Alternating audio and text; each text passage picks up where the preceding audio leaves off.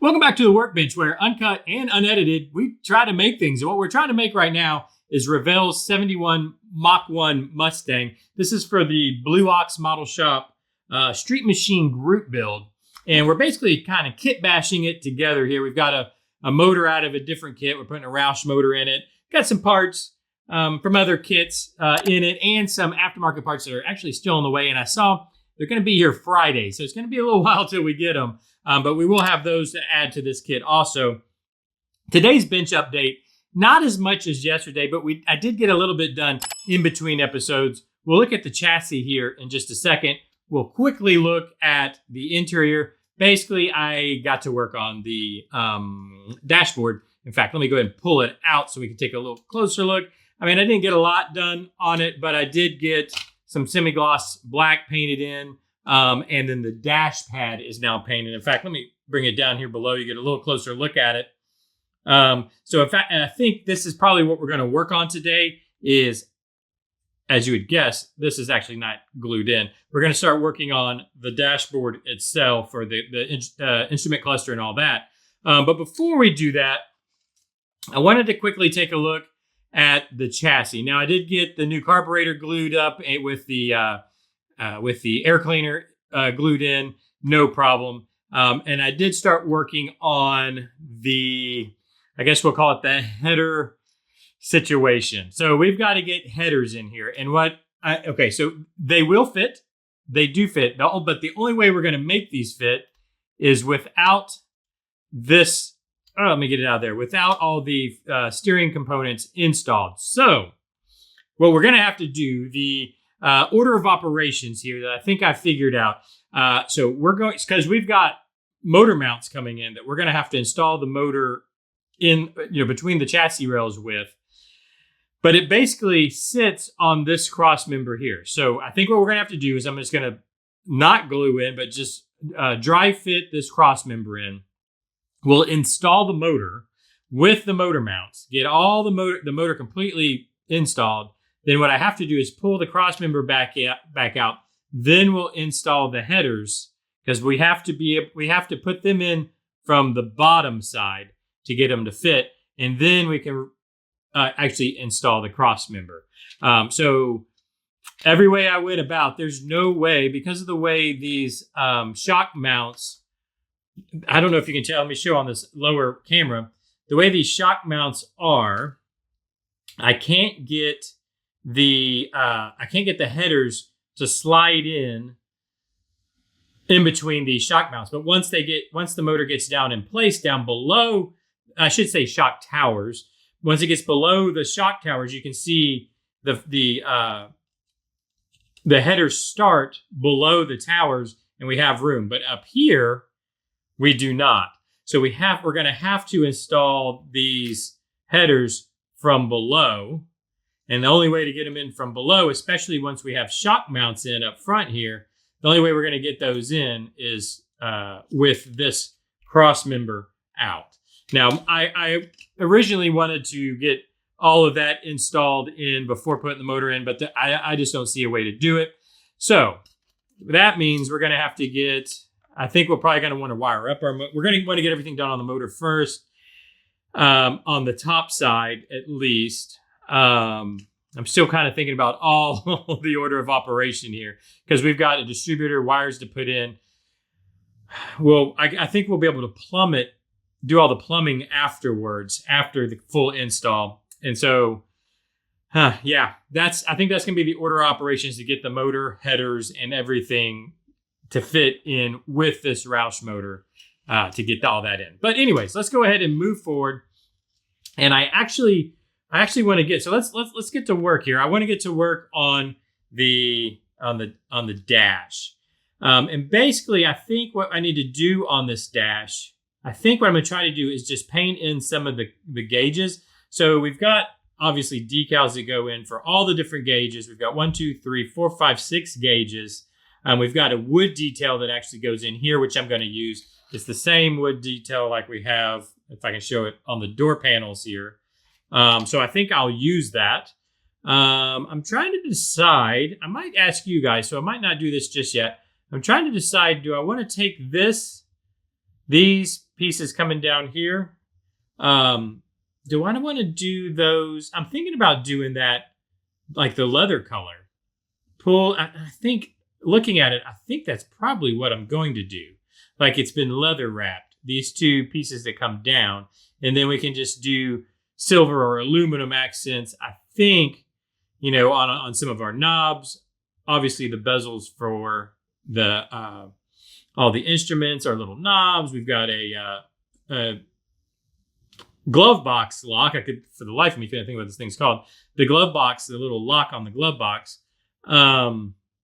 But I think I'll wait and look at your guys' comments. But I think what I'm going to do is take that to a leather wrapped look, and then that'll extend that leather down. I think that'll look good once it's in place here. Kind of have some leather back behind the gear shift. I think that would look good. Anyways, and then the wood accent. But what we need to do now is get these aluminum bezels painted. So I thought that's what we could do together.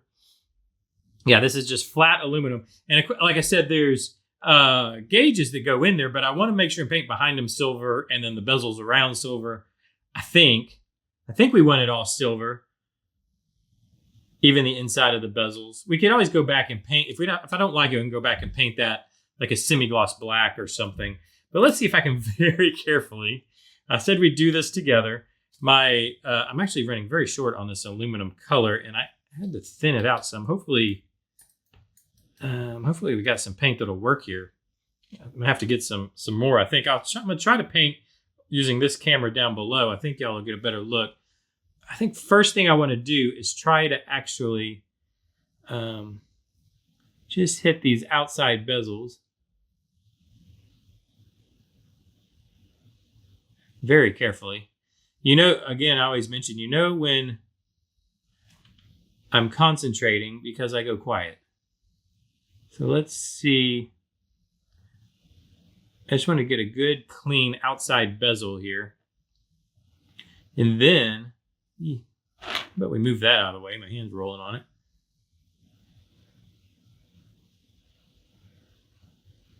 Once I get the outside bezel done, it's basically just painting inside the lines, right? I just kind of fill out the inside of the instrument. I don't know, what do you call this? Bezel? Well, no, the outside's the bezel. The inside. We just color inside the lines. I can't think what you call that. Oh, careful. Okay. Got a couple little spots I need to touch there, but I think we'll do this one together. Obviously, I'm not going to force you to sit here and watch me do all of this. But I thought we'd do a little bit of it together just to put the pressure on.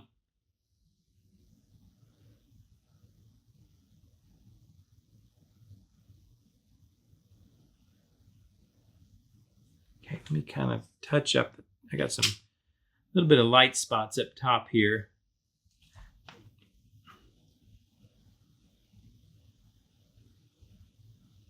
I have to like solidly kind of brace everything. My hands, the piece, they shake so bad. There we go. So that I think's okay. Now, can we just kind of fill it in?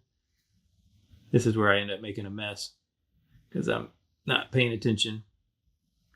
And this paint is very thin. I better hold it flat like this. It's very thin because I had to kind of thin it out. The paint had gotten old. I had to thin out the paint a little bit to get it kind of back flowing. I was shooting this with an airbrush, so I wanted it thinner, but now I'm trying to brush with it. And it's probably a little too thin, but it's okay. I can just double up the coats here. Very carefully. Don't want it to run. That would be a disaster because that actually looks looking pretty good. It'd be a disaster if this paint didn't start running and it ruined all this work I just did.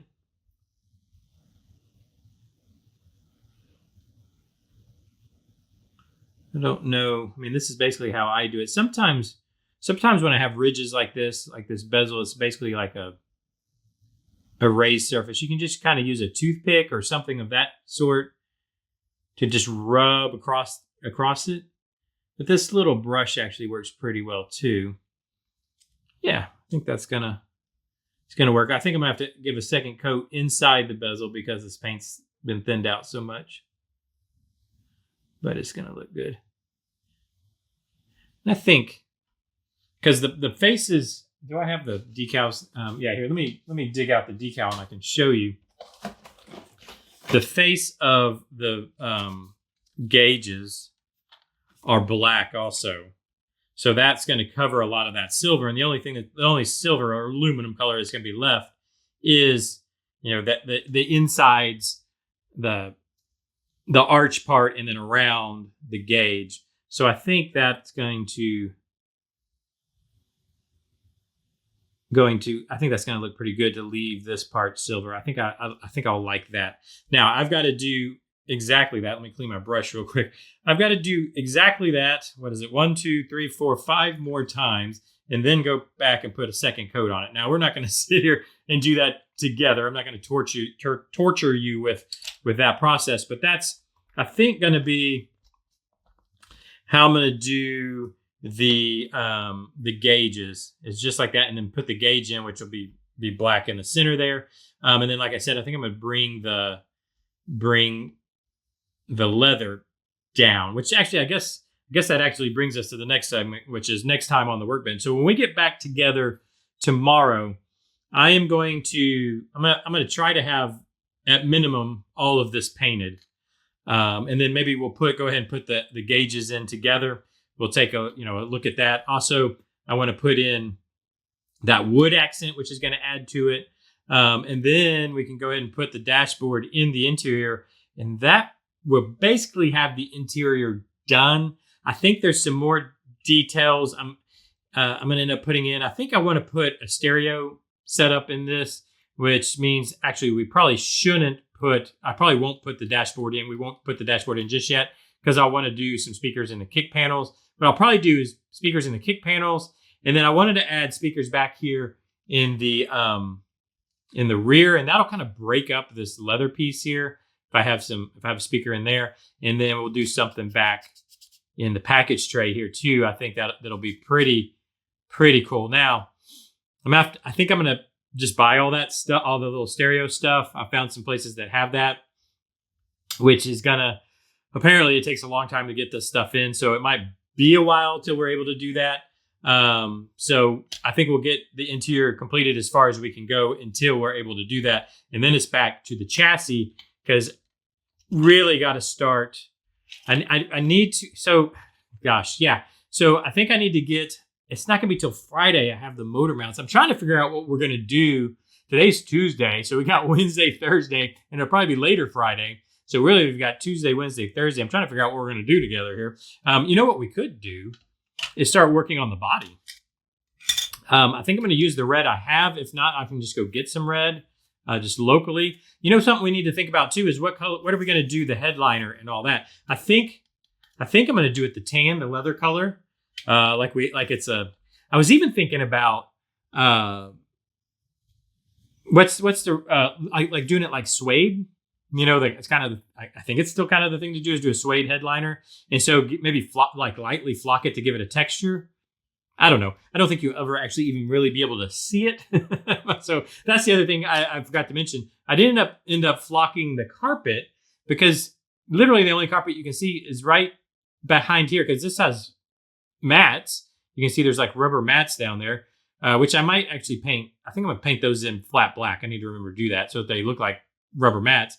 So I didn't, you can't even see it. So I didn't flock it in. And then back here, it's nice and textured, like it's vinyl wrapped, which is what I kind of want, because I'm going to put some speakers back here.